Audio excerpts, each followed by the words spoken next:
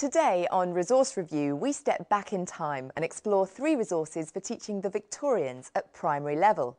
They are a role-playing day out at a grand Victorian house, an adventure story about a Victorian orphan, and a multimedia pack exploring the lives of Victorian children.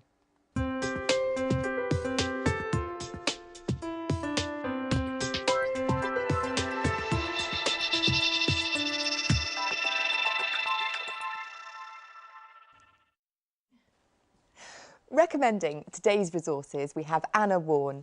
Anna is Teacher and Assessment Coordinator at Goldstone Primary School in Hove, East Sussex. And on the panel today, we have Fiona McCorkadale, who's Assistant Head Teacher at St Luke's C of E Primary School in the London Borough of Islington. And we have Peter Taylor, who's Head Teacher of Worth Primary School in Poynton, Cheshire. And, of course, Matthew Tosh, our resource investigator, is out and about exploring what teachers and pupils make of our resources.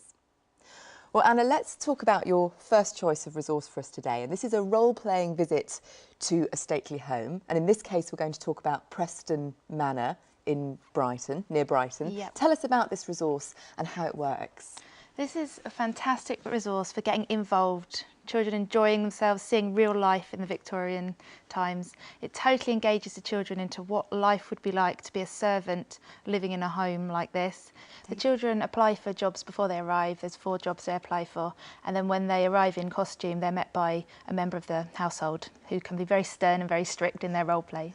Then they get taken through the house, split into 2 groups, and they get taken round the dining room where they learn to lay the table. They're cleaning shoes, they're washing the floor, banging carpets and cooking. And this all takes place on a half-day visit? Yes. OK. Yeah.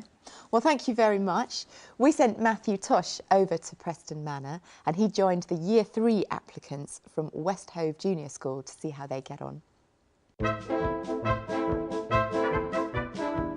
Well, I'm here at Preston Manor in Brighton, and to be honest, I've had enough of this television lark, so I've got myself kitted out and I'm about to apply for one of the jobs. Here I go. Can I have a job, please? Round the back with you. Be off.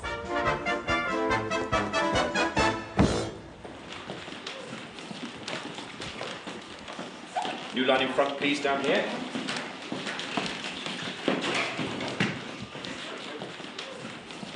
My name is Mrs. Story, and I'm the housekeeper here. Good afternoon to you. Good afternoon. Well, Debs, we've escaped the beady eyes of Mrs. Story. Can you tell me what the children have been doing here? Well, the children have been going through a number of chores, both upstairs and downstairs. They have been cleaning bedrooms, blacking fireplaces. They've also been going downstairs where they have been working in the pantry and then working in the scullery. Correct. Come over and sweep up the tea leaves. Because these tea leaves are slightly ever so moist, the dust particles, in fact, cling to the tea leaves, leaving a dust-free carpet, and that's how I think the children really are amazed at the task that they've been asked to do because they've been treated like adults and expected to come up with the goods. And they're also being asked to do quite difficult tasks. You can tell me what this course is. Do you think it appeals to all learning abilities? Well, I think that really is one of its advantages, that all children are being challenged today. It's excellent that the lower achieving children have a chance to get this real experience, so they're learning through movement, they're learning through the visual stimulus. On the other hand, it gives the higher achieving children a deeper insight to the things that we would have covered in class. Come on, work as if your life depends upon it, because it probably will. I think it's a stunning visit because it consolidates absolutely everything we've covered, but it actually brings us further on. It gives a new place for us to visit and other things that we could now go and follow up. Thank you very much, Deb. And now we better get back to Mrs. Story. I think you'll keep your head down. You impressed me in the kitchen, and I think you and Cook will get on very well.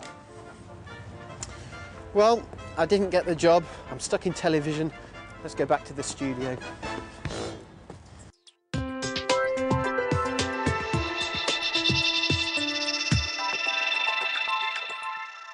Well, Anna, Preston Manor looks wonderful, but what can you do if your class can't get to Brighton?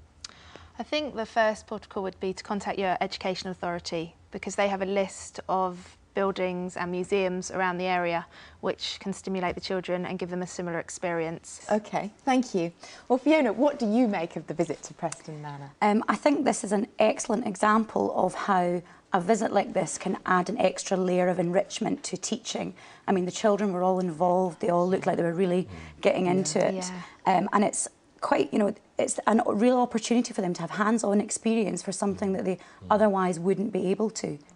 What about you, Peter? What do you make of this resource? I love this sort of resource, and we have resources like this. Right. Quarrybank Mill is one. It's a visceral experience. Yeah.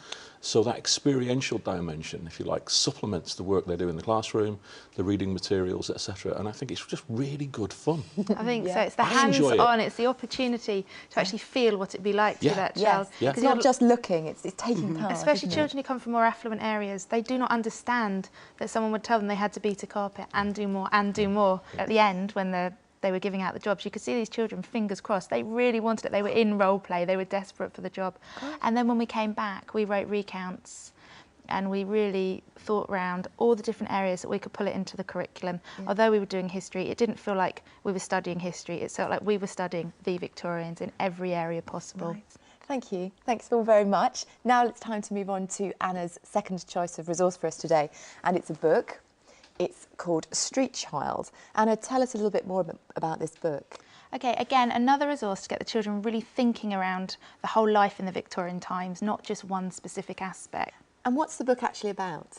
It's based on a true story about a young lad who was orphaned and then got taken into the workhouse, and how he escaped and his survival on the streets of London, how hard it was being taken onto a boat. And it's actually the inspiration of Dr. Barnardo's.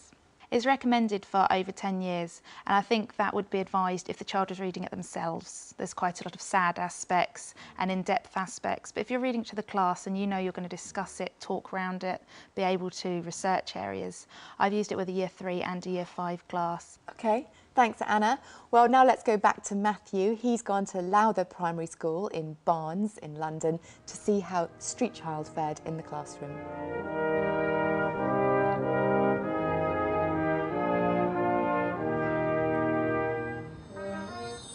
Well, I've been having a look at this book and I'm really intrigued to see how Lorraine Fear is going to use it in a history lesson with her Year 4 class. I think they're ready, so let's go and have a look. Okay, Year 4, we've spent a lot of time looking at Victorians, and today we're going to be doing some work from this book. Misbehaving, are you? Get to the trough, animal. And the boy crouched on his hands and knees in front of a pig's trough that was there, and the boy had to eat his food from it. Lorraine, can you tell me how you've been using the book in today's lesson? Yes, we read an extract from the book, and then I got children to think about what it would be like to be a child in the workhouse, and they created some frozen pictures of that. Then we discussed Jim's decision to leave the workhouse, and we did a conscience alley for them to decide whether they would escape from the workhouse. It gives a lot of information about the role of the Victorian child in different jobs they may have done, the life in the workhouse. Children can empathise with the character Jim, and it's also good for doing a lot of drama work with them. Now, do you think there's any cross-curricular link?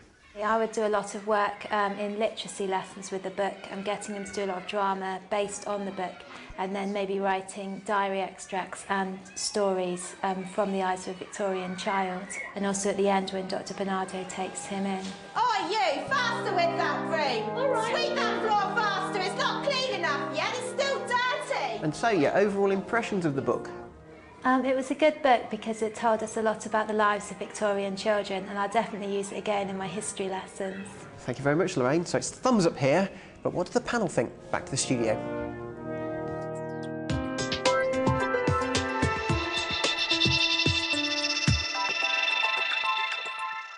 Peter, what do you make of Burley Doherty's book Street Child? I thought this was, being based on the Barnardo story, made it really interesting to read. Having said that, it was a little bit like Catherine Cookson for children. Right. And at times, it was harrowing, you know. I put the book down and I thought, gosh, will some of the children be able to handle this? I think many children could, but dealing with this book in chunks as part of a history programme around that period for the children in school, I think that would be a very, very good way of using it. Fiona, what did you make of the book? As an adult, I actually really enjoyed reading it as well. I can see that you can use it in a variety of different ways in the classroom. I think I would quite like to use it as a basis for the whole Victorians topic, that as you work through it, you can examine bits a bit closer. At the start of the book, before he's orphaned, you can look at living conditions, then you can move on, look at the workhouse. It touches a bit on girls going into service. There's just a huge number of things you could use it for. Well, thank you. Now let's move on to Anna's third choice of resource for us today. And it's down here on the table. It's called Children in Victorian Britain, and it's a DVD plus from BBC Active.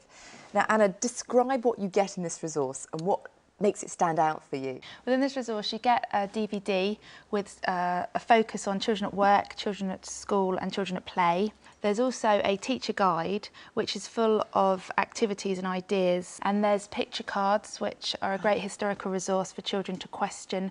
And at the back of the book, there are a few resources, such as reading comprehensions and ideas for teachers. Can you give us an idea of what's on the DVD? Yeah. I have here a model of a steam engine, and I shall show you the workings, because as boys, you need to understand mechanical things. Now, what did the panel think? Fiona, what do you think of this pack? It's a very comprehensive resource, very useful. On the DVD, there's a huge range of things, from kind of reconstructions to a commentary on various different things, some images. The only ever so slight problem I have with it, the format of it is of a children's game show, and in slightly lurid polyester costumes. So that's another section of the DVD, right? It's a theme that runs through each of the programmes. I personally, as a personal taste, wasn't that keen on that, but the actual resources themselves that you can use are of very high quality. Okay. Yeah. Peter? I quite like the game show, actually. Maybe I like lurid colours. I think it inspired a few children when you said we're going to put on a Victorian DVD, and you can see their faces go, oh. But again, as you said, you can cut it out. It's very interactive, the DVD, that you can fast forward, take sections. Right. You can just take bits that you want. It felt like fairly good quality interactive children's TV. There wasn't too much whooping and shouting. It was pretty good.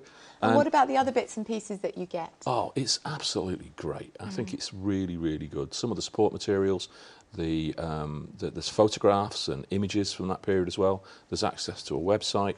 As part of a topic on Victorians, this was very, very good. I've only got one slight comment. Personally, on several computers, I found it quite hard to load, ready to project through the interactive whiteboard technology. So maybe one little technical hitch that could be ironed out. It could have been a personal one. Yeah, but we've otherwise used it across 3 classrooms and haven't had a problem. Didn't have a problem. Again, it's technology, so... OK, just watch out for that.